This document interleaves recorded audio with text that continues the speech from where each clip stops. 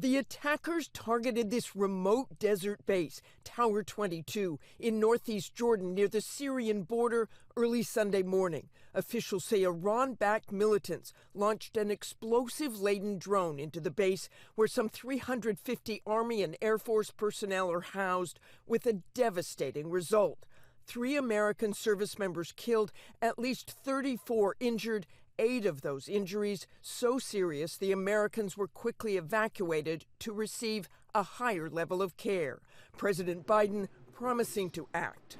We lost 3 brave souls in an attack on one of our bases, and we shall respond. The response thus far to the more than 160 Iranian proxy attacks on Americans in Iraq and Syria have been limited, largely striking storage facilities. The chairman of the Joint Chiefs telling me just days before this deadly attack, the U.S. is approaching retaliation with caution. What would you say to those people who are critics who would say, look, they're not being tough enough on these militants. They're not being tough enough on Iran? I would also ask, do they want a broader conflict? Do you want us in a full-scale war? We don't want to go down a path of greater escalation that drives to a much broader conflict within the region.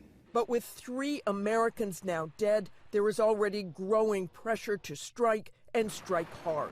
The Pentagon has long had options for striking Iran itself, but this morning, Iran denying they had a role in the attack, a spokesman calling the accusations baseless, claiming the militant groups do not take orders from Iran and Iran does not want a war. But in addition to the attacks in Jordan, Iranian-backed Houthis have launched dozens of strikes on commercial vessels in and around the Red Sea, including this ship hit on Friday, causing a massive fire and emergency evacuation of the crew.